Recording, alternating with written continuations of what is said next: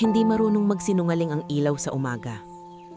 Sa maliit na kusina ng lumang bahay sa Tondo, ang sinag ng araw ay dumidikit sa mga pinggan, sa basan sahig at sa mukha ni Lira Montemayor na parang sinasabi nitong, "Uy, gising, heto na naman tayo." Tahimik ang paligid, maliban sa tunog ng kumukulong tubig at mahinang buntong hininga niya habang hinahalo ang lugaw sa kaserola. "Ma, kain na ha!" Maingat niyang tawag, kahit alam niyang sasagot ang katahimikan bago ang boses. Sa kwarto, nakahiga si Aling Sabel. Payat, maputna, at may ugat-ugat na kamay na parang ilang taon nang nakikipag-agawan sa katawan niya. Pag-ubo nito, may kasamang paninikip sa dibdib ni Lira. Parang may naglalagay ng kamay sa lalamunan niya. "Lira," mahina ang boses ni Aling Sabel. "Anong oras na?" "Maaga pa. May lugaw ako, mainit-init." Ngumiti si Lira kahit hindi nakikita. "Kakain ka muna bago gamot." Hindi sumagot si Aling Sabel agad. Narinig ni Lira ang mahabang hinga, yung hinga na parang may gustong sabihin pero nag-aalangan. "Anak," sabay ubo, "huwag mo nang pahirapan sarili mo. Kung kulang pera." "Ma, please." Putol agad ni Lira, masyadong mabilis, masyadong matalim sa sarili niyang tenga. Binawi niya ang tono at huminahon. "Huwag po nating pag-usapan yun. May trabaho ako. May raket." "Raket? Raket? Ikaw lahat. Simon." May halong lungkot ang tanong. Napasandal si Lira sa pader ng kusina. Kinigat ang loob ng pisingi para di mapaiyak. Simon, si Ramon, adoptive niyang kuya, na dapat sana sandalan pero naging isa pang problema na kailangan niyang buhatin. "Ma, siya may inaayos lang." Sagot niya kahit alam niyang kasinungalingan din yun. Sa mesa, nakapatong ang maliit na envelope na kulay puti. Bayad sa huling styling job niya, half pa lang dahil delayed ang client. Katabi nito ang reseta ni Aling Sabel at isang papel na may malaking pulang marka, "Due today." Sa ilalim ng papel, nakasulat ang pangalan ng lending app na ayaw na niyang makita. Pinatay niya ang apoy, sinandok ang lugaw at dinala sa kwarto. Tinulungan niya si Aling Sabel umupo, pinatungan ng una ng likod. "Kaya ko pa, anak," bulong ni Aling Sabel habang nanginginig ang kamay sa kutsara. "Oo naman, kaya mo pa. Tayong dalawa." Pero habang sinasabi niya yun, may isa pang larawan na biglang sumulpot sa utak ni Lira. Puting ilaw ng ospital, malamig na sahig, at isang doktor na maingat ang boses, parang ayaw makasakit. "Lira, I'm sorry. It's another loss." At pagkatapos, yung pangalawang pagsubok na mas masakit pa. Hindi na lang pagkawala, kundi pag-alam na baka hindi na maulit. "Low ovarian reserve. We can try options, but..." Hindi niya sinabi kay Aling Sabel. Hindi niya sinabi ka kahit sino, maliban kay Mix, na siyang nagsilbing pader na sinasandalan niya kapag gusto na niyang bumagsak. Nang makatulog ulit si Aling Sabel, lumabas si Lira sa kwarto, kumuha ang cellphone at tinignan ng messages. "Mix, gising ka na? Kumain ka ha? Kumusta si Mama Sabel?" "Gising, may ubo pa rin. May meeting ako mamaya." "Yung tungkol sa big kahont?" "Oo, sana makuha ko. Kailangan natin pang lab at panggamot." Hindi pa siya nakapag-reply nang bumukas ang pinto ng malakas. "Uy!" Singal Simon, pawis at amoy sigarilyo. May bitbit na plastik na halo-halong pagkain galing karinderya na parang alay. "May ulam ako. Si Ma?" Nakatitig si Lira sa kuya niya. Nakita niya ang pulang mata nito, yung pagod na hindi trabaho ang dahilan. Nakita rin niya ang bahagyang panginginig ng daliri, yung galaw na tila sanay humawak ng phone sa mabilisang pustahan. "Nandun, tulog." "Ah, okay." Umupo si Mon at tinapon ng plastik sa mesa. "Lira, may maliit lang akong favor." Parang may alarm na umiyak sa loob ng ulo ni Lira. Ano na naman? Hindi to malaki. Mabilis na sabi ni Mon. Parang nagmamadali bago mabuo ang loob ni Lira tumanggi. May due ako. 1 linggo lang. Babayaran ko agad, promise. Mon, hindi ka na natuto. Pabulong pero may galit na pumipigil. Ilang beses na. Ilang promise na. Lira naman. Nagbago ang tono ni Mon. Pakiusap na may halong inis. Kung ayaw mo, sabihin mo diretsyo. Pero wag mo kong sermonan dito. May sakit si Ma, oo. Pero ako rin may problema. Problema na ikaw gumawa, sumbat ni Lira. Sa kanya agad sinisi ang sarili. Hindi niya gustong lumaki ang boses dahil baka marinig ni Aling Sabel. Tahimik si Mon sandali. Tumingin siya sa sahig, saka nagbitaw ng mahina. Wala na akong mapuntahan, Lira. May mapupuntahan ka, sagot ni Lira. Naningilid ang luha pero pinipigilan. Hindi sa sugal. Hindi na sumagot si Mon. Tumayo lang, kumuha ng tubig at lumabas ulit ng bahay na parang hangin na dumaan. Nag-iiwan ng lamig, hindi ginhawa. Naiwan si Lira sa mesa, nakatitig sa envelope at sa reseta. Kinuha niya ang planner, binuksan ang page na puno ng notes at pangalan ng kliyente. Sa pinakaitaas may nakasulat, Meeting Cassandra Lontok, 2 p.m. Mansion Events. Sa mundo ng mga kliyente niya, si Cassandra Lontok ay socialite turned event investor. Laging nakaayos, laging may camera-ready smile, at laging may mga tao sa paligid na nagsasabing, "Yes, ma'am." Pero sa industriya, may bulong na hindi siya mabait. Mabait lang kapag may nakatingin. Lumabas si Lira, sumakay sa jeep, tumayo sa siksikan, at pinikit ang mata habang kumakabog ang dibdib. Sa bag niya, may folder ng portfolio, mga larawan ng kasal, debut, corporate events, lahat pulido, lahat maganda. Pero sa loob niya, may bahagi na laging takot. Takot na isang araw, may taong magtatanong ng bagay na ayaw niyang sagutin. Ikaw, kailan? Bakit wala ka pang anak? Bakit iniwan ka? Pagdating sa cafe na napag-usapan nilang meeting place, naroon na si Cassandra. Nakaupo sa pinakamaaliwalas na spot, may iced latte, may 2 tao sa gilid, isang PR guy na mukhang laging may hawak na phone at isang mataryang na tita na halos hindi umingit. Lira! Masiglang bati ni Cassandra, pero ang mata ay sumusukat mula ulo hanggang sapatos. Finally! Upuan mo to! Good afternoon po. Maayos na sagot ni Lira. Thank you for meeting me. Of course, sabi ni Cassandra, saka tumingin sa folder. So, ikaw yung sinasabing magaling. Event stylist ka, no? Opo, styling and coordination. Depende sa need niyang client. Binuklat ni Cassandra ang portfolio na parang naghahanap ng mali. Ang ganda ng work mo, pero okay, question. Kaya mo ba ang high profile? Opo, sagot ni Lira agad, kahit nanunuyo ang lalamunan niya. May experience po ako sa corporate at private. Hindi, putol ni Cassandra. Ngumingiti pa rin. I mean, kaya mo ba ang mga taong arte, mainipin, hindi tumatanggap ng excuse? Naramdaman ni Lira na tumigas ang balikat niya. Kaya ko po. I'm professional. Sumingit ang PR guy. I'm Von De Castro, pakilala. Parang nag-a-announce. PR and documentation. Everything should be on brand. Tumanggo si Lira. Nice to meet you.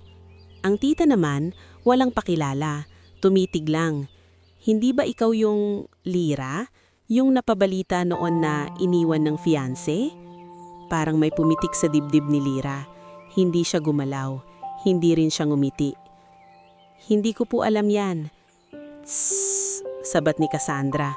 Kunwari pinagalitan ng tita, poro may aliw sa mata. Tita Miren, wag naman dito. Kasi, patuloy ni Tita Miren, sa itsura mo parang fragile. Ang event na to hindi pang mahina. Hindi po ako mahina. Mahinang sagot ni Lira, mas para sa sarili. Tumawa si Cassandra. Hindi malakas, pero sapat na para maramdaman ni Lyra na may test itong kasama. Okay, good. Kasi ito ang deal. May malaking party kami. Magarbang party, exclusive, walang palya, walang sablay, at walang nakakahiya. Tungkol po saan ang party? Tanong ni Lyra. Pulit na steady ang boses. Celebration, sagot ni Cassandra. Malabong sagot na parang sinasadya. Basta bigatin ng bisita. May sponsor, may investors, at may isa, importante. Sinong sponsor po? Tanong ni Lyra. Nagpalitan ng tingin si Cassandra at Von na parang may secret. Sa wakas, sinabi ni Cassandra, mabagal at parang nagpapakilala ng alamat. Vittorio Alvarado. Tori. Napatigil ang hininga ni Lyra. Hindi dahil kilala siyang personal, kundi dahil sa bigat ng pangalang iyon sa industriya. Bilyonaryo, trucking, beer, import-export, at maraming bulong sa likod. Alvarado? Ulit ni Lyra, maingat. Don't look scared, sabi ni Cassandra, nakangiti. Hindi ka naman kakainin. Basta gawin mo trabaho mo. Kapalit, malaking bayad. Bayad na hindi mo makukuha sa ordinaryong clients mo. Tahimik si Lyra. Sa isip niya, lumitaw ang reseta ni Aling Sabel. Ang do today, ang mukha ni Mon na walang mapuntahan, ang sarili niyang pangarap na isang araw hindi na siya tatakbo sa utang at hiya. Kailan po ang event? Tanong niya. Next week, sagot ni Cassandra. 1 linggo lang para ayusin ang lahat. Venue is a heritage mansion. At gusto ko, ikaw mismo ang nasa floor.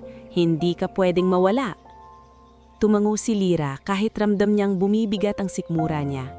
Sige po, I can do it. Good, sabi ni Cassandra. Saka biglang naging malambing ang boses, yung lambing na parang kutsilyo na nakatago sa bulak. Alam mo, Lyra, I like you. May something sa'yo. Parang may pinagdaanan. Napakagat si Lyra sa labi. Marami naman po sa atin. Oo, sang-ayon si Cassandra, saka sumandal. Pero ikaw, sana lang hindi ka magiging problema. You know, in these circles, people talk. Lalo na tungkol sa pamilya. Hindi na sumagot si Lyra. Hindi niya kailangang itanong kung ano ang ibig sabihin. Alam na niya. Paglabas niya ng cafe, hindi niya alam kung dapat ba siyang matuwa o matakot. Malaki ang bayad, malaki ang risk, pero sa bawat hakbang pauwi, iisa ang malinaw. May paparating na linggo na magpapabago ng direksyon ng buhay niya. Sa jeep, kinuha niya ang cellphone at nag-type kay Mix. Lyra, nakuha ko. Big event. Sponsor, Alvarado. Ha? Yung Tori? Lyra, ingat ha? Pero proud ako sa'yo. Kumain ka mamaya at kung kailangan mo ng pahinga, walang pahinga. Kailangan ko to para kay Ma. Pinikit ni Lyra ang mata, humawak sa strap ng bag. Sa loob ng bag, may portfolio. Sa loob ng dibdib, may sugat na hindi nakikita. Pero araw-araw niyang binubuhat na parang normal lang. At sa dulo ng linggong iyon, hindi pa niya alam kung sino ang unang mababasag, ang pangalan niya, ang puso niya, o ang buong mundo na pilit niyang pinaninindigan. Pagbaba ni Lyra ng jeep kinagabihan, dala pa rin niya ang bigat ng pangalang narinig niya sa cafe, Alvarado. Parang bato sa bulsa na hindi niya kayang itapon kasi kailangan niya. Habang naglalakad siya papasok sa eskinita, naririnig niya ang sariling boses sa isip. Walang pahinga, kailangan ko to para kay Ma.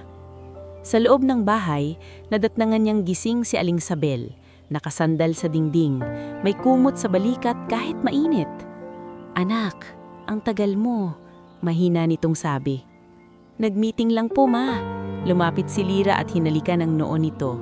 May nakuha akong malaking event. Malaki ang bayad. Napangiti si Aling Sabel pero may lungkot sa mata. Huwag mong ipagbibili ang sarili mo sa pagod, ha? Hindi po, sagot ni Lyra, kahit alam niyang kalahating totoo lang.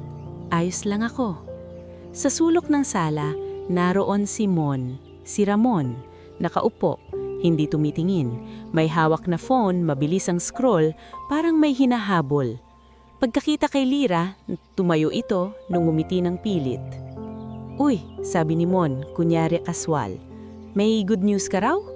"Meron," sagot ni Lyra, tuyo ang boses. "Pero Mon, wala akong maibibigay, nag-uusap na tayo kanina."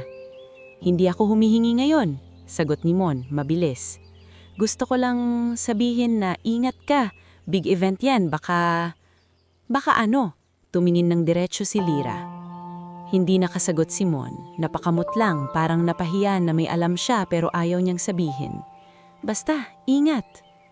Hindi nagtanong si Lyra, pagod na siyang habulin ng mga sikreto ng ibang tao. Kinuha niya ang folder sa bag at binuksan sa mesa.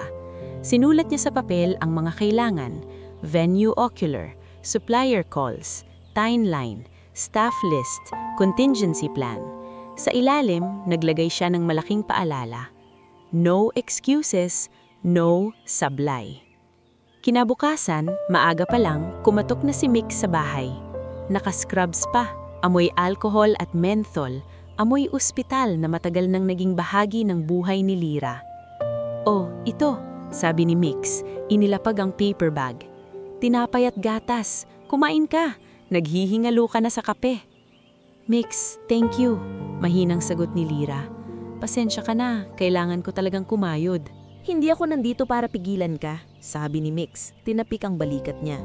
Nandito ako para siguraduhin na hindi ka mag-isa. Anong venue? Heritage Mansion, yung ginawang events place, sagot ni Lyra habang binubuklat ang notes. May mahigpit na guest list, may security, at si Cassandra ang lead client. Si Cassandra Lontok? Umirap si Mix. Ay Diyos ko, yan yung may ngiting pang Instagram pero bibig pang slasher.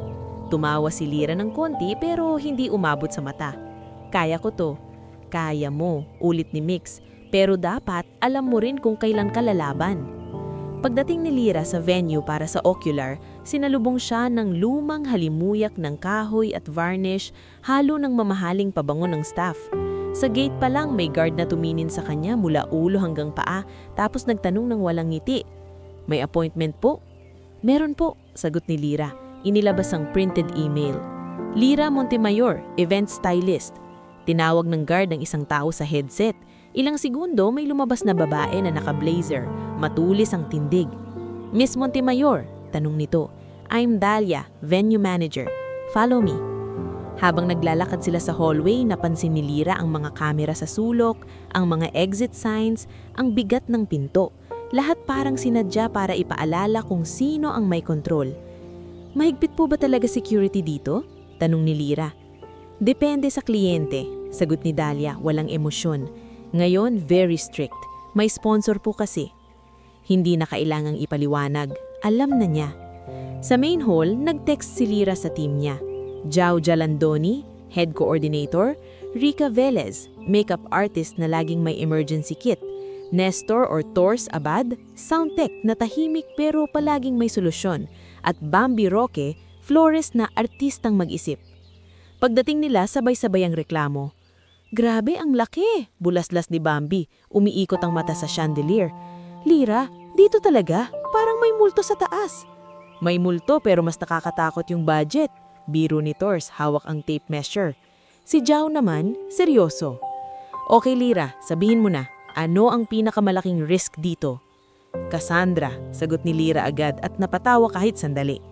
Hindi pa sila nakakapaglatag ng plano nang dumating si Cassandra, kasama ang 3 tao na parang entourage, si Von De Castro na may phone at gimbal, si Tita Miren Lontok na parang palaging may hinahanap na mali, at si Dr. Siena Corvera na naka-polo dress na parang laging may lecture. "Lyra!" masiglang bati ni Cassandra, pero sa boses may utos. "O ito sila, kailangan mong makasundo tong mga to." "Nice to meet you po," maayos na bati ni Lyra. "Hi," sabi ni Von, hindi tumitingin sa mata, nakatingin sa screen. "We'll document everything, for content, for branding." "Content?" Napakunot noo si Jao pero pinigilan ng sarili. "Hindi kayo pwedeng makialam sa shots," dugtong ni Von. "Kahit nagkakagulo, we need authenticity." Authenticity? Bulong ni Rika kay Lira. Anong klaseng kabaliwan yan? Shh! Mahinang sagot ni Lira. Work lang. Sumingit si Dr. Siena, parang may sariling stage. Lira, right? I heard you handle weddings. Interesting. Ngumiti ito pero may tusok. You must be so familiar with family themes. Hindi sumagot si Lira. Nag-focus siya sa floor plan. Si Tita Miren naman, walang pakundangan. Ay Cassandra, ito yung stylist? Parang simple. Kaya ba niya tong venue? Baka magmukhang karinderya. Namilog ang mata ni Bambi pero pinigilan ni Jao sa siko. Tita, assured po kayo, professional si Lira. Professional? Ulit ni Tita Miren tila natatawa. We'll see. Si Cassandra, kunwari nagpapatawa. Tita naman, grabe. Pero Lira, take it as motivation ha? This is an exclusive circle. Hindi lahat pinapapasok. Gumulong ang lalamunan ni Lira. Opo, sagot niya. I'll make sure it's perfect. Pag-alis ng mga luntok sa kabilang side ng hall, lumapit si Dahlia at inabot kay Lira ang isang envelope. This is the preliminary guest list, but changes are expected. Also, a reminder, no unauthorized staff. All names must be submitted 48 hours prior. Noted, sagot ni Lira. Binuklat ang listahan. Daan-daang pangalan. Karamihan hindi niya kilala, pero may ilan na nakita siyang pamilyar sa business pages. Sa pinakadulo may nakabold, Alvarado Vittorio Tori, sponsor. Napatigil siya saglit. Hindi dahil excited, kundi dahil mas lalo niyang naramdaman ang pressure. Sa mga sumunod na araw, naging parang countdown ng buhay ni Lira. Umaga, alaga kay Aling Sabel, gamot, lugaw, pakiusap na, kain ka. Tanghali, call sa suppliers, si Mang Sani sa catering na laging, kaya yan iha. Si Lenlen Abaw sa rentals na mahilig magdagdag ng hidden fees. Si Pops Iggy sa lights na palaging late. Gabi, revision ng mood board, inventory ng props, at pag-ayos ng emergency kit. At sa gitna ng lahat, si Cassandra ay laging may bagong demand. Lira, palitan natin ng flowers. Text ni Cassandra, madaling araw. Gusto ko peonies. Imported, no excuses. Nagreply si Lira. Noted po, I'll check availability and pricing. Pricing? Sagot ni Cassandra. Don't embarrass me. Sponsor ang magbabayad. Tuwing may naririnig na ganyang linya si Lira, parang may malamig na daliri na dumadampi sa batok niya. Sponsor, Alvarado, proteksyon, bulong. Sa isang meeting sa venue, sinabihan siya ni Von habang kilukunan ng setup test. By the way, sabi nito, casual pero may matalim na tingin. May segment mamaya, on stage, thank you speech. We want the vendors present. Lira, ikaw ang sasama sa lineup. Lineup? Ulit ni Lira. Kumabog ang dibdib. Yes, sagot ni Mon. Para may face ang event, para may narrative. Lumapit si Cassandra at parang nagkukumpisal, pero sa totoo may utos. Lira, simple lang yan. Aakyat ka, magpapakilala, magpapasalamat, smile ka lang, okay? Gusto niyang sabihin na hindi siya hired as entertainment, pero naalala niya ang due today na napalitan lang ng due tomorrow. Naalala niya si Aling Sabel na humihina, si Mon na hindi mapagkakatiwalaan, at ang sarili niyang pangarap na kahit minsan lang, manalo siya. Opo, sagot ni Lira, kahit naninikip ang dibdib. Kinagabihan habang nagbibilang siya ng pera para sa gamot, tumunog ang phone niya.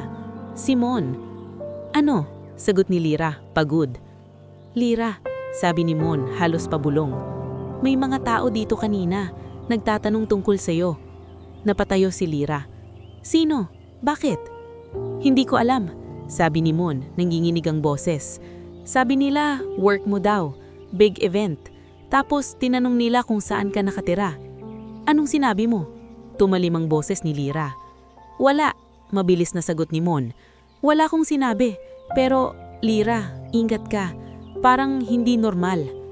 Pinisil ni Lira ang cellphone. Biglang bumalik sa isip niya ang mga camera sa venue, ang mga mata ni Tita Miren, ang ngiting hindi umaabot sa mata ni Cassandra, at ang salitang authenticity ni Von na parang excuse para gawing palabas ang tao. Pagkatapos ng tawag, nag-message siya kay Mix. Mix, may weird nangyayari. Parang may nagmamanman. Mabilis ang reply ni Mix. Diyan ka muna sa loob, ilock mo pinto. At Lira, kung may mangyari sa event, huwag kang magpakamartir. Tawagan mo ako agad. Huminga si Lira ng malalim. Tumingin sa kwarto ni Aling Sabel at sa maliit na altar sa salas na may kandila at larawan ng yumayaw niyang adoptive na ama. Mahina siyang nagdasal. Hindi para yumaman, hindi para gumanda ang pangalan, kundi para lang matapos ang linggo na hindi siya nababasag.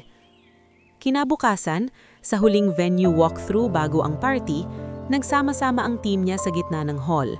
Si Bambi nakatingin sa floral mock-up, si Tors nagde-test ng mic, si Rika nag-aayos ng touch-up station, at si Jao nagche-check ng timeline. Jao, sabi ni Lira, seryoso, may kutob ako.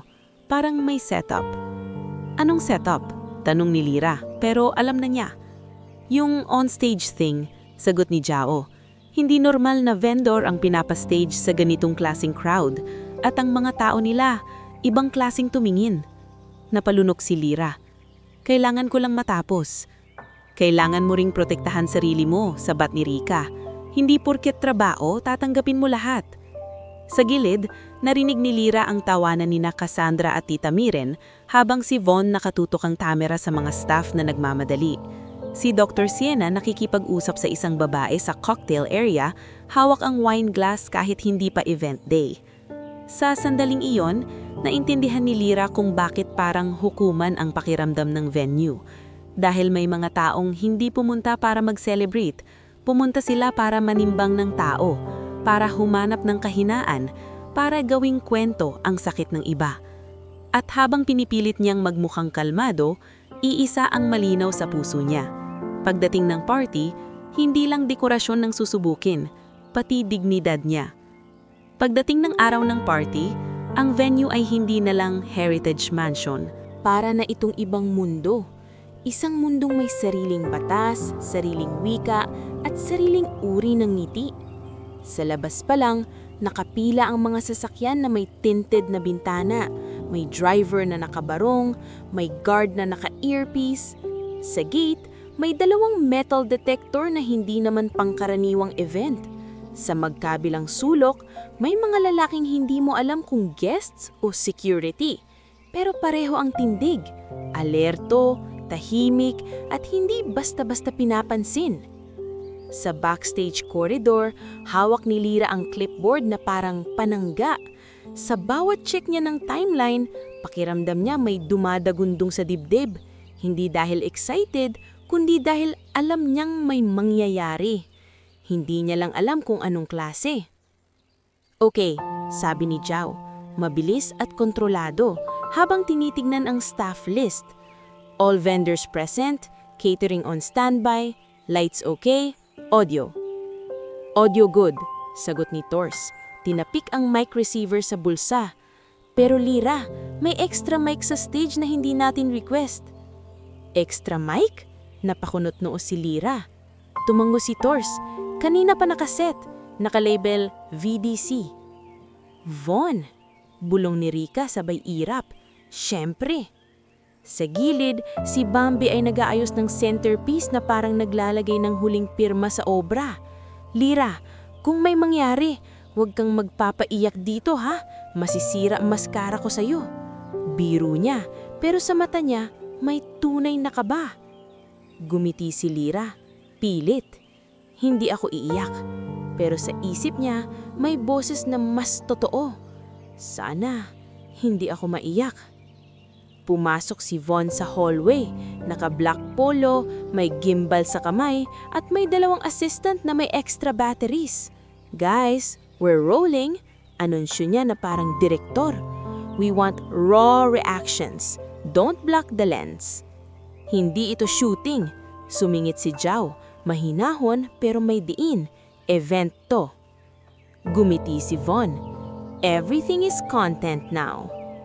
Bago pa makasagot si Jao, dumating si Cassandra, parang reyna na nagsasara ng mundo. Naka-gown na champagne collar, kumikislap ang hikaw, at ang ngiti parang nakadikit, hindi galing sa loob. Lira, sabi ni Cassandra. Tinapik ang braso ni Lira na parang alaga. Perfect. I need you on standby. And remember, later, you will go on stage. Tumigil ang kamay ni Lira sa clipboard. Miss Cassandra? Cass, putol ni Cassandra. Pero hindi friendly ang putol. Cass. Opo, Cass. Nilunok ni Lira ang hiya. I just want to clarify. On stage po, brief lang. Thank you speech? Brief, sabi ni Cassandra. Sabay tingin kay Von na parang may signal. We'll make it meaningful. Lumapit si Tita Meren, nakapula, may fan na maliit, at mukha pa rin nanghuhusga kahit naka-aircon. Meaningful? Oo, meaningful talaga. Baka sa wakas malaman ng lahat kung sino-sino ang deserving sa mundong to. Si Dr. Sienna naman ay sumunod hawak ng wine glass na parang prop, nakangiting may laman na sermon. Lira, relax. Party nang. Don't be too sensitive. Sensitivity is not weakness. Biglang bulong ni Rika sa likod ni Lira, pero hindi narinig ng iba. Dumami na ang bisita. May mga halakhakan na controlled, mga kamay na may sinsing, mga pangalan na binabanggit na parang brands.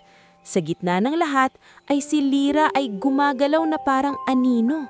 Nandoon pero hindi dapat mapansin. Hanggang sa narinig niya ang unang tusok. Uy, siya ba yung stylist? Bulong ng isang babae sa gilid ng cocktail table, pero sadyang malakas. Ang ganda nga pero sabi nila hindi raw magkaanak. Tumigil ang paghino ni Lira. Hindi siya lumingon. Inayos niya lang ang napkin sa mesa. Sumunod ang isa pa. Lalaki naman. Tumawa. Kaya pala business lang. Wala kasing sariling pamilya. Pinisil ni Lira ang clipboard. Work lang, Lira. Work lang. Sa backstage, nag-vibrate ang phone niya. Si Mix. Mix, nandyan ka na? Ingat ha, pag may nangyari, umalis ka. Seryoso. Hindi na siya nakapag-reply dahil may staff na tumawag. Miss Lira, on stage na raw po kayo in 10 minutes. Parang may lamig na tubig na ibinuhos sa batok niya. Lumingon siya kay Jao. Jao? Mahinang tawag niya. Kita ko, sagot ni Jao. Seryoso. Huwag kang mag-isa, sasama ako. Hinarang ako ni Von kanina. Biglang sumingit si Tors. Sabi niya, no staff near the stage habang nagsisegment. Gago! Mura ni Bambi sa ilalim ng hininga. Tumayo si Lira ng tuwid. Okay, aakyat ako. Quick lang, tapos babalik ako. Lira, sabi ni Rika, humawak sa kamay niya saglit. Kung ipahiya ka, hindi nila ako maipapahiya. Sagot ni Lira, pero mas parang pakiusap sa sarili. Pag-akyat niya sa gilid ng stage, mas malinaw ang mundo, mas maliwanag, mas malamig, mas maraming mata. Nasa front row si Cassandra, nakangiti at kumakaway, parang proud. Nasa tabi niya si Tita Miren, nakataas ang kilay. Si Dr. Sienna ay nakasandal, parang handang magbigay ng lecture. Si Von, nasa gitna ng aisle, nakatutok ang camera sa kanya, parang hinihintay ang eksena. Ladies and gentlemen, boses ni Cassandra sa mic, matamis. Before we proceed, let's acknowledge the people behind this beautiful night. Pumalakpak ang mga tao, controlled. Tumuro si Cassandra sa kanya. Our event stylist, Lira Montemayor. Sumampa si Lira sa gitna, hawak ang mic, at ngumiti. Isang ngiting pinagpraktisan sa salamin kahit ayaw ng puso niya. Good evening po, simula niya, mahinahon. Thank you for having me. It's an honor to... Wait, puton bigla ni Cassandra. Tumawa na parang joke. Lira, share mo naman. Sa dami ng weddings na na-handle mo, kailan ka naman kaya? May mga tumawa, may mga nagtinginan, may mga nagkunwaring walang narinig, pero halatang nakikinig. Tumigas ang panga ni Lira. Focus po tayo sa event. Pilit niyang balik. Ay, focus. Ulit ni Cassandra. Kunwari cute. Sige, focus tayo. Pero curious lang ang mga tao. Right, guys? Tumingin siya sa crowd. May isang babae sa likod ang sumigaw. Oo nga, kailan ka magkaka-baby? Tawa ulit, parang alon. Naramdaman ni Lyra na lumalabo ang paningin niya. Huminga siya ng malalim, pero parang walang pumapasok na hangin. Si Dr. Sienna, nakangiti, sumingit pa sa mic area. Hindi man lang umakyat, pero malakas ang boses. You know, infertility is very common, pero minsan kasi stress or lifestyle or may mga babae talagang tumigil siya. Parang pinipili ang salitang hindi halatang mapanakit, hindi para sa motherhood. Tumawa si Tita Miren, maliit pero malinaw. Sayang, no? Maganda sana, pero hanggang aesthetic lang. Parang may kumalabog sa dibdib ni Lyra. Nakita niya sa isip ang puting ilaw ng ospital, ang malamig na sahig, ang boses ng doktor. Narinig niya ang sarili niyang tibok. 1, 2, 3, parang gustong tumalon palabas. Pinilit niyang magsalita, pero nagbiti ng boses. Excuse me po. Bakit? Tanong ni Cassandra, mas lumapit sa stage edge, ngumiting parang pating na mabango. Hindi mo ba kayang pag-usapan? O masyadong masakit? Biglang huminto ang oras para kay Lyra. Lahat ng tunog naging malayo, ang ilaw naging mas matindi, ang mga mata naging mas maraming kutsilyo. Sa gilid, sinubukan ni Zhao umakyat pero hinarang ng assistant ni Von, sabay bulong. No sir, this is part of the program. Program? Pabulong na galit ni Zhao. Tumayo si Lyra ng tuwid, nanginginig ang kamay sa mic. Sa loob ng dibdib niya, may init na halong hiya at galit. Pero higit sa lahat, pagod. Pagod na magpaliwanag. Pagod na magtago. Pagod na gawing biro ang sugat. Pero bago pa siya makapagbitaw ng kahit isang salita, biglang may kakaibang katahimikan ang bumagsak sa hall, parang may pumasok na bagyo na hindi maingay. Isang lalaking dumaan sa gitna ng aisle. Hindi siya flashy, walang exaggerated na alahas, naka-dark suit lang, maayos ang gupit, at ang mata, tahimik pero mabigat. Sa likod niya, may 3 taong sumunod. Isang lalaking halatang abogado dahil sa folder at postura, isang babae na mukhang corporate executive na alerto ang tingin, at isang matangkad na lalaki na halatang security chief dahil sa scanning gaze at earpiece. Sa paglapit nila, may mga bisitang biglang tumayo, may mga tumigil sa pag-inom, may mga bumulong ng pangalan. Alvarado. Si Tori. Siya yun. Naramdaman ni Lyra na lalong nanigas ang katawan niya, hindi dahil kilala niya, kung hindi dahil ang buong venue parang nagbago ang hangin. Umakyat ang lalaki sa stage na parang wala siyang kailangang hingin na permiso. Kinuha niya ang mic sa kamay ni Lyra, hindi marahas pero hindi rin nagpaalam. Hawak niya ang mic na parang hawak niya ang buong kwarto. Tumingin siya kay Cassandra, isang tingin lang pero parang pinapatigil ang lahat.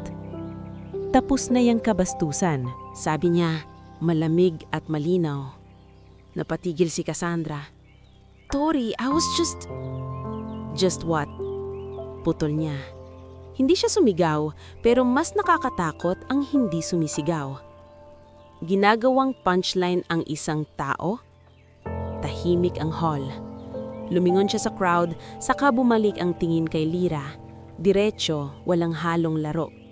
Parang unang beses na may tumingin sa kanya, hindi bilang chismis, hindi bilang dekorasyon, kundi bilang tao. Lyra Montemayor.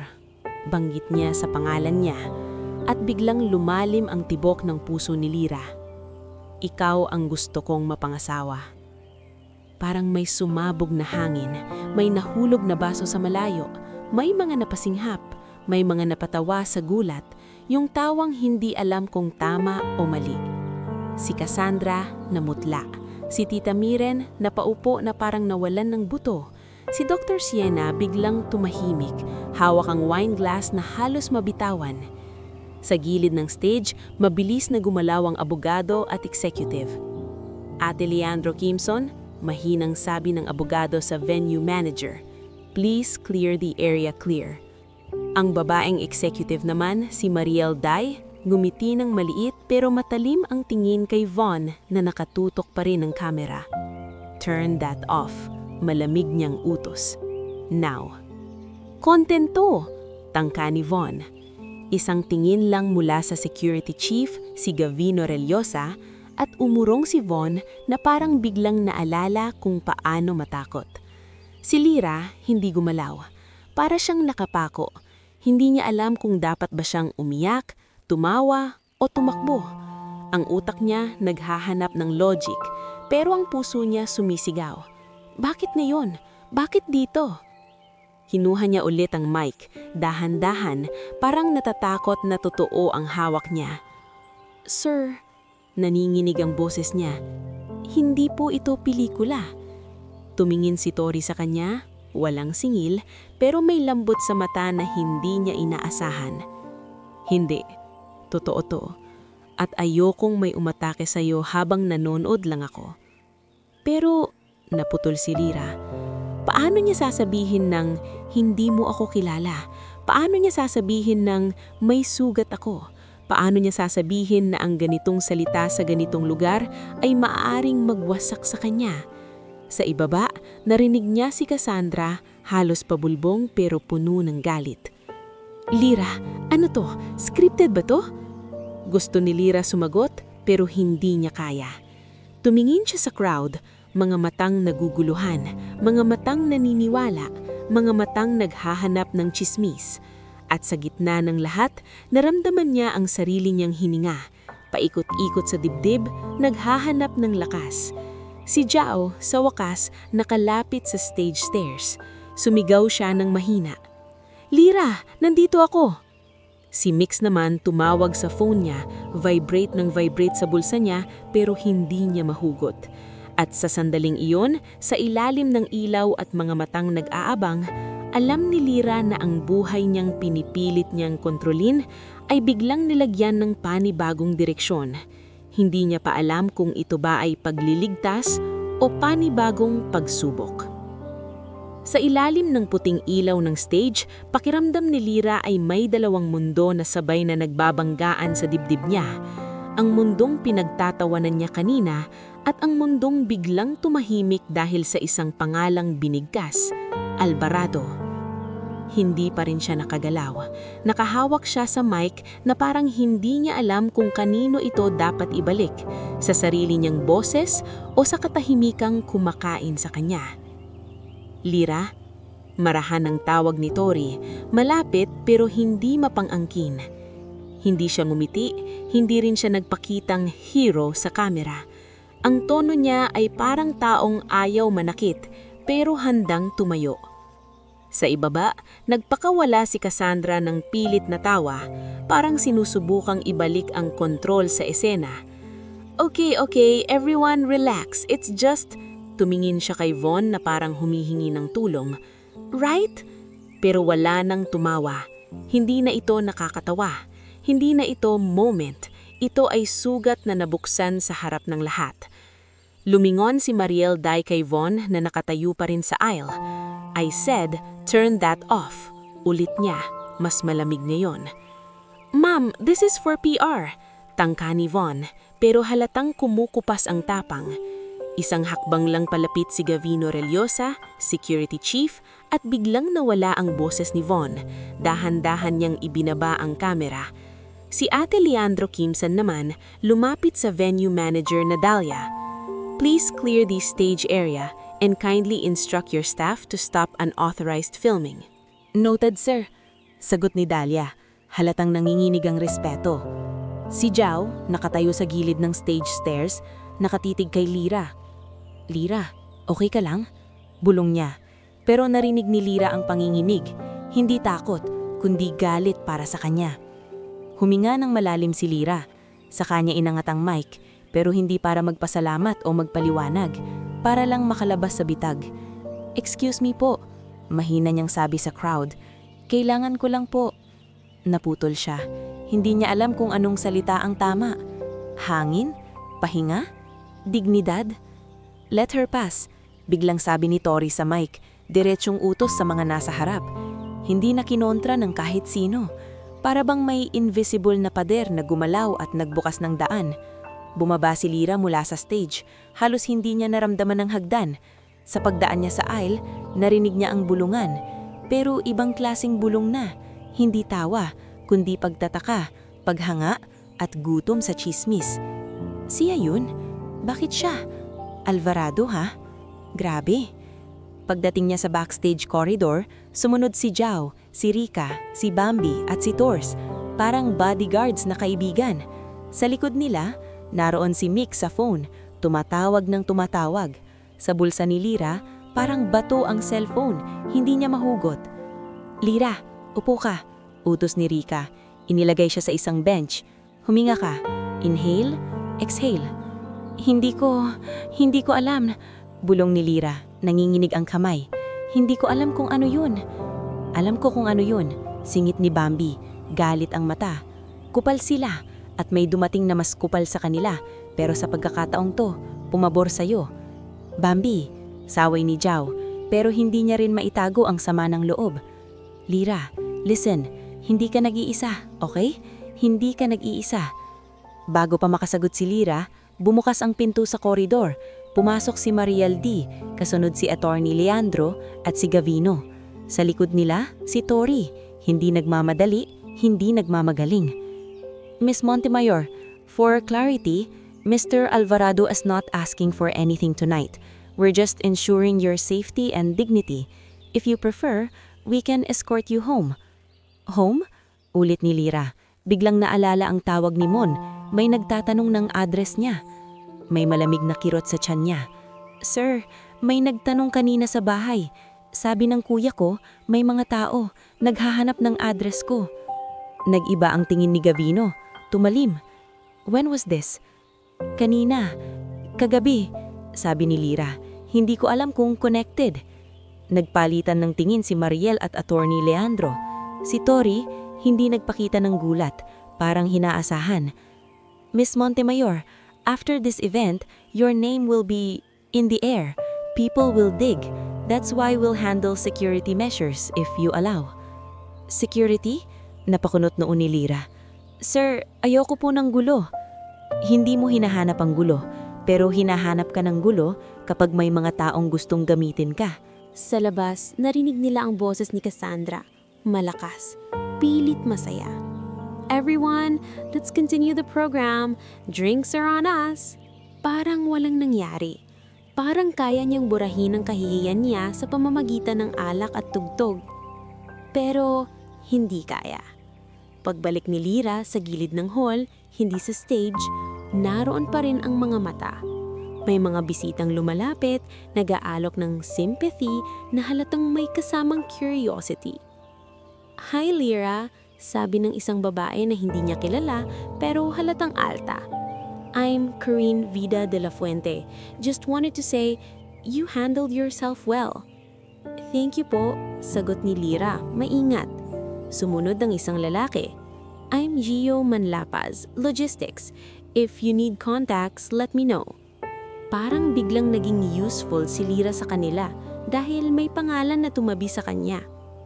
Sa kabilang dulo ng hall, nakita niya si Cassandra kasama si Tita Miren, nag-uusap ng pabulong pero halatang galit. Si Dr. Siena naman nakatingin sa kanya na parang sinusukat kung paano babawiin ang authority niya.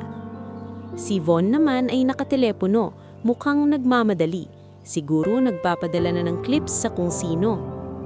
Hindi na bumalik si Lyra sa pagiging anino. Ngayon, siya na ang sentro at ayaw niya nito. Pero hindi niya rin itatanggi. May kakaibang bigat na nagbago sa hangin. Hindi na siya basta-basta. Pagkatapos ng party, hindi siya pinayagang umuwi mag-isa. Si Gavino mismo ang naghatid sa kanya, kasama ang isang sasakyan na hindi niya alam kung saan galing. Nasa likod siya, tahimik, nakatingin sa bintana, habang ang Maynila ay dumadaan na parang pelikula. Pero ito ang buhay niya. Miss Montemayor, biglang sabi ni Gavino, boses na parang bato. If anyone approaches your house, you call this number. Inabot niya ang card. Tinanggap ni Lira, naninginig ang daliri. Salamat po. Pagdating sa eskinita, sumilip ang mga kapitbahay, curious, bulungan. May nagsabi pang, "Uy Lira, saan ka galing? Ang ganda ng sasakyan." Pumasok siya sa bahay, halos tumatakbo. Nakita niya si Aling Sabel nagising, nakaupo sa sala, hawak ang rosaryo. "Anak," mahina nitong sabi, nanginginig. "May mga tao kanina, naghanap sa'yo. Sabi nila, kaibigan daw." Nanlamig ang katawan ni Lira. "Sino po? Anong itsura?" "Hindi ko matandaan. Dalawa, nakakap. Tapos nagtanong kung dito ka nakatira. Buti na lang Simon." Tumigil si Aling Sabel, parang ayaw magtuloy. "Simon?" Ulit ni Lira. Bumukas ang pinto sa likod. Simon, pawis, halatang galing sa labas. Nang makita si Lira, napabuntong hininga. "Hindi ko sinabi." Mabilis niyang sabi, parang depensa agad. "Hindi ko sinabi, Lira, pero alam ko kung sino nagpadala." "Sinong nagpadala?" Matinis ang boses ni Lira, pinipigilan ng galit. "Kilala mo," sagot ni Mon, halatang natatakot. "Si Cassandra, kasi may nakausap ako kanina sa kanto. Sabi nila, nagbabayad daw siya para mahanap ka, para may hawak siya." Parang may pumitik sa dibdib ni Lira. Hindi na ito simpleng pangiinsulto sa party. Hindi na ito chismis. May gumagalaw na mas madilim. Binigyan ni Lira ng tubig si Aling Sabel, saka siya umupo sa mesa. Hinawakan ng cellphone at sa wakas sinagot ang missed calls ni Mix. "Mix," mahina nitong sabi pag-connect. "Totoo, may mga taong naghahanap sa bahay at si Cassandra ang may pakana." Sa kabilang linya, narinig niya ang biglang seryosong hininga ni Mix. "Lira, hindi na to normal. Makinig ka sa akin. Huwag kang lalabas mag-isa at kung yung Alvarado Camp nag-aalok ng security, tanggapin mo.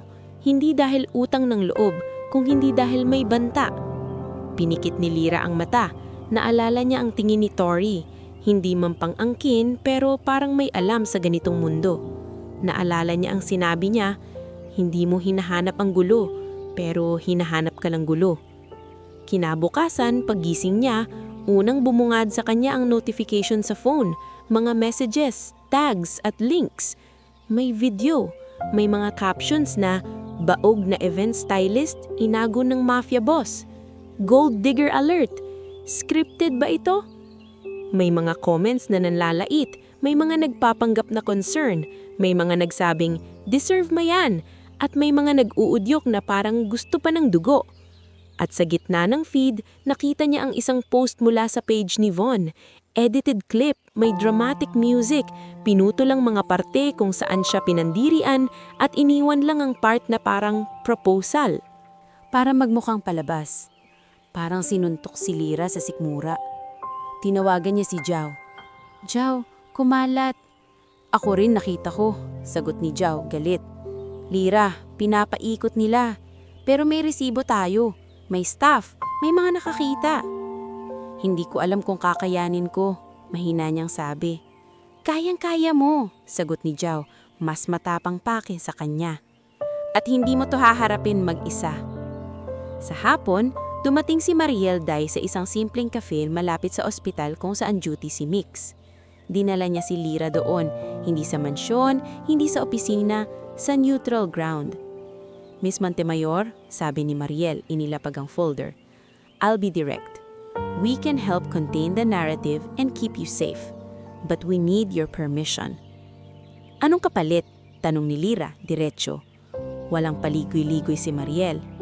No purchase, no coercion. Just boundaries. Mr. Alvarado wants to meet you properly away from cameras, and he wants you protected from people who might weaponize you. Tahimik si Lira. Sa labas ng kafe, dumaan ang mga tao na walang alam sa bagyong nasa loob niya. Sa loob ng dibdib niya, ang sugat na hindi nakikita ay hindi na lang tungkol sa pagiging baog, kundi tungkol sa dignidad na sinusubugang agawin ng mundo. At sa unang pagkakataon, may pagkakataon siyang pumili. Magtago at hayaang kainin siya ng chismis o tumayo. Kahit nanginginig at harapin ang presyo ng pangalan. Tahimik ang kafe, pero sa loob ni Lyra, parang may ingay na hindi humihinto. Ingay ng notifications, ingay ng chismis, ingay ng takot na baka may kumatok ulit sa bahay nila sa Tondo. Nakaharap sa kanya si Mariel Day, maayos ang postura, maingat ang pananalita at halatang sanay sa krisis. "I'll be direct," ulit ni Mariel habang itinutulak palapit ang folder. "We can help contain the narrative and keep you safe, but we need your permission." Tinignan ni Lyra ang folder, hindi niya binuksan agad. Sa kabilang mesa, nakaupo si Micaela Season, kakababa lang ng duty, nakasuot pa rin ng simpleng jacket sa ibabaw ng scrubs. Si Jow Jalandoni naman ay nasa gilid, hindi nakikisawsaw, pero handang pumagitna kung kailangan. "Anong gagawin niyo?" tanong ni Lyra, kontrolado ang boses. "At anong inaasahan niyo sa akin?" Walang paligoy-ligoy si Mariel. "First, security. We'll coordinate with Gavino to monitor your house for a while. Second, legal. Attorney Leandro can send takedown notices and pursue harassment if it escalates. Third, narrative, not PR fluff, just correcting what happened." Correcting? Umiling si Lyra. Kahit anong koreksyon, may maniniwala pa rin sa gusto nilang paniwalaan. Sumingit si Mix, mahina pero matapang. Pero kung manahimik ka, sila ang magiging truth. Napapikit si Lyra. Sa isip niya, bumalik ang tawa sa party, ang mic sa kamay niya, ang salitang baog na parang bato sa bibig ng mga taong walang alam sa sakit. "Hindi ako artista, ayokong maging palabas." "Then don't. Make it about boundaries. If you're willing, there's an upcoming charity gala for women's health. We fund it quietly. You can speak if you want, not as a victim, as someone who knows what it feels like." "Gala?" Nakamunot no Lyra. "Hindi ako speaker. I'm event stylist lang." Ngumiti si Mariel, hindi malaki, pero may respeto. "Exactly. Hindi ka professional spokesperson. That's why it will land, but only if you want." Natahimik si Lyra. Hindi niya pa rin alam kung bakit ang isang taong tulad ni Tori Alvarado ay nagbibigay ng ganitong pagkakataon. Kaya hinanap niya ang sagot sa mas diretsong paraan. "Nasaan siya?" tanong ni Lyra. "Mr. Alvarado?" tanong ni Mariel. "He's nearby, not inside because he didn't want to intimidate you." "Pakisabi," maingat na sabi ni Lyra. "Kung gusto niya ako makinala, hindi ito dapat nagsisimula sa ikaw ang gusto kong pakasalan sa harap ng lahat." Tumag na si Mariel. "Fair." Lumabas si Mariel saglit. Pagbalik niya, may kasama ng lalaki. Hindi nagmamadali, hindi nagmamalaki. Si Tori, nakasuot ng simpleng dark shirt at blazer. Walang alahas na sumisigaw, pero ramdam mo ang bigat ng presensya. Sa likod niya, hindi na sumunod ang security. Mag-isa lang siya. "Miss Montemayor?" Sabi niya, at sa unang pagkakataon, hindi stage ang pagitan nila, kundi mesa lang at katahimikan. "Lyra na lang," sagot ni Lyra. Diretso ang tingin. "At linawin ko lang, hindi ako pumapayag na gamitin ako para sa image nyo." Hindi nag-react si Tori na parang nasaktan. Tumanggo lang siya. "Good. Ayoko rin." "Bakit mo sinabi yun?" tanong ni Lyra. Mas mahina mayon. "Bakit mo sinabi sa harap ng lahat?" Huminga si Tori, parang pumipili ng salita. "Because I saw them corner you. I know that crowd. If you show weakness, they'll eat you alive. I wanted the room to shut up." "Ginawa mo akong headline," sagot ni Lyra. Nanginginig ang boses pero hindi umaatras. "Oo," amin ni Tori. "At hindi ko yun ikakaila. Mali ang timing, pero tama ang dahilan. Hindi ka dapat ginagawang biro." Si Mix hindi napigilan. "Sir, madaling sabihin yan, pero siya ang sasalo ng lahat. Siya ang titirahin." Tumingin si Tori kay Mix. "That's why I'm here, not to claim her, to protect her from people who want to weaponize her pain." Nagtagpo ang tingin ni Tori at Lyra. Sa mata niya, walang pa-cute, walang pa-hero. May practical na bigat, parang taong sanay sa gulo at gustong iwasan ng mas malaking gulo. "Heto ang kondisyon ko," sabi ni Lyra, dahan-dahan pero malinaw. Una, walang kasal na pag-uusapan hanggat hindi ko alam kung sino ka sa totoong buhay. Pangalawa, hindi mo ako ilalabas sa mundo mo para lang maging display. Pangatlo, hindi mo ako pipilitin sa kahit ano. Deal, sagot ni Tori agad. Pang-apat, dagdag ni Lyra, tumitig. Hindi ako tatahimik kapag may mali, kahit ikaw pa yan. Ngumiti si Tori, bahagya. That's why you. Hindi niya alam kung dapat ba siyang maniwala, pero alam niya na may pagkakataon siyang pumili, hindi ng lalaki, kundi ng paraan kung paano siya tatayo. Sa mga sumunod na linggo, hindi naging magic ang buhay. Hindi biglang nawala ang chismis, pero unti-unting nagbago ang takbo.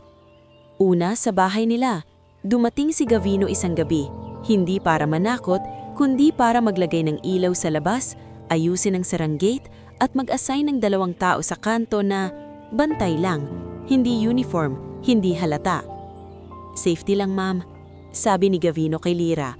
Parang ayaw niyang tawagin siyang ma'am, pero sanay.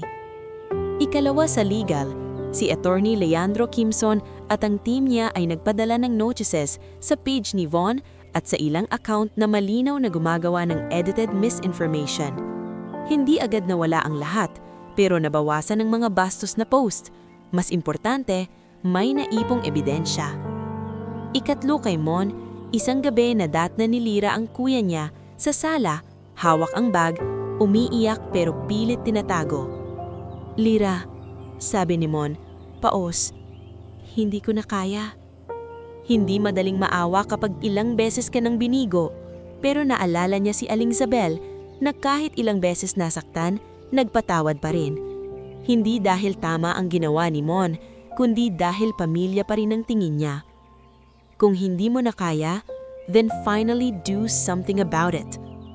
Sa tulong ni Mix at isang social worker na si Eunice Mapa, na-refer si Mon sa rehab program. Hindi instant ang pagbabago. May araw na gusto nitong tumakas, may araw na nagagalit, may araw na tahimik lang at umiiyak. Pero sa unang pagkakataon, may direksyon. At habang inaayos niya ang bahay, inaayos din ni Lyra ang sarili niya. Sa rekomendasyon ni Mix, pumunta siya kay Dr. Nilo Atienza, trauma counselor. Sa unang session, hindi siya makapagsalita.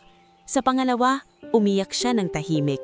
Sa pangatlo, nakapagbitaw siya ng pangungusap na matagal niyang kinikimkim. Hindi kasalanan ko na hindi ako magkaanak. Sa araw ng charity gala for women's health, ayaw niyang pumunta.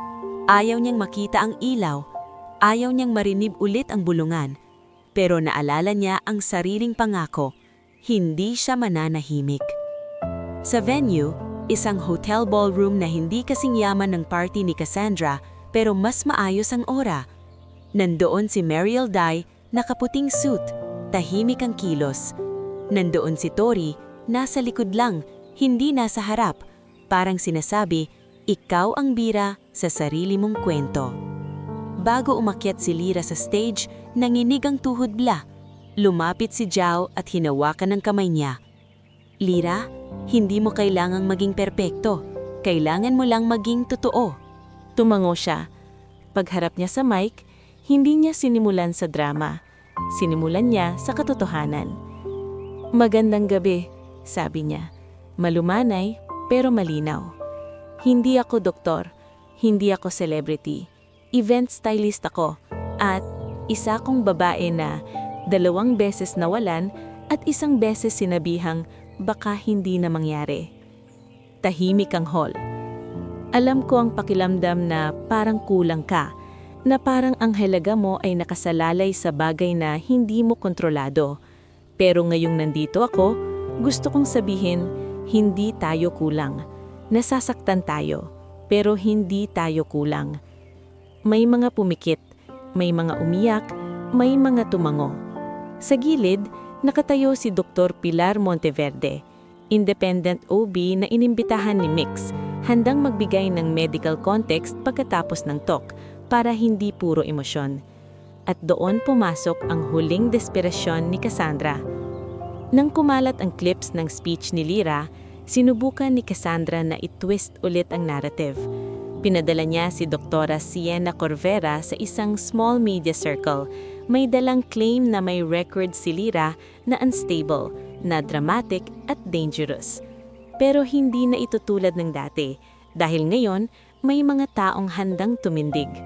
Si Mix kasama si Dr. Pilar naglabas ng pahayag, hindi personal records, kundi fact-check, misinformation ng infertility myths at napaka-unethical ang paglalabas ng claims ng walang consent at malinaw ang conflict of interest dahil kaibigan ni Cassandra si Doktora Sienna. Si Attorney Leandro naman nagpadala ng legal letter tungkol sa defamation and medical misinformation. Sa isang private meeting sa opisina ni Mariel, humarap si Cassandra sa kanila para makipag-areglo. Kasama niya si Tita Miren at si Von, halatang takot na. "Lira," sabi ni Cassandra, pilitang ngiti. "Ang dami nang nangyari. Let's just move on." Tumayo si Lira, hindi na nanginginig tulad ng dati. "Move on?" ulit niya. "Hindi mo ako pinatahimik sa party para maka-move on ako. Pinatahimik mo ako para mapahiya ako. Tapos ngayon, gusto mong mag-move on?" "Hindi ko intensyon."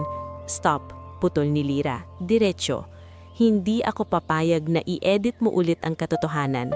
Kung gusto mong mag-move on, magsimula ka sa pag-aamin."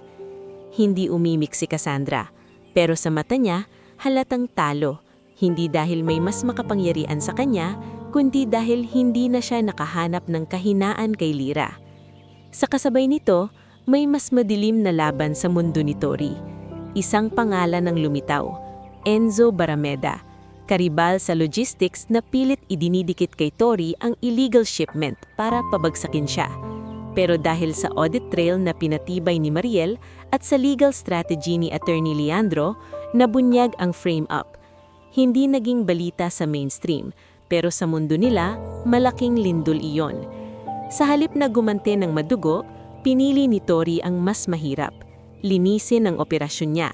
Tinanggal ang shadow contracts, pinutol ang mga taong abusado, at ginawang legal ang mga routes na dati ay gray area.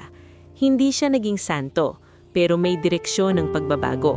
At sa unang pagkakataon, nakita ni Lira na ang mafyosong boss na bulong ng mga tao ay maaari ring pumiling maging mas maayos kaysa sa inaasahan ng mundo.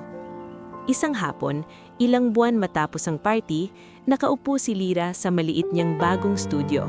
Isang inuupahang space malapit sa Sampaloc. May sign na simple, Montemayor Studio. Sa loob, may corkboard ng projects, may schedule, at may team na mas solid. Si Jao, si Bambi, si Tors at si Rika na paminsan-minsan ay nag-a-assist kapag may big event. Dumating si Mix, may dalang kape. "Oh," sabi niya, "events stylist ka pa rin, pero hindi ka na ang dating Lira." Ngumiti si Lira, "Hindi na." Sa pintuan, dumating si Tori. Wala ring drama. May dala lang siyang paper bag ng tinapay, parang taong dumaan lang pauwi. "May meeting ka?" tanong ni Lira. "Wala," sagot ni Tori. "Just wanted to see you." Tumahimik sila sandali. Sa katahimikan, hindi na ito takot. Pahinga na. "Tori," sabi ni Lira, dahan-dahan, "kung magpapatuloy ito, hindi kita papayagang ikulong ako sa mundo mo." "Hindi kita kukulungin," sagot ni Tori. "Gusto kitang samahan. That's it." At sa simpleng chapel courtyard isang linggong umaga, walang media, walang crowd, naglatag siya ng singsing hindi bilang premyo, kundi pangako. "Lira,"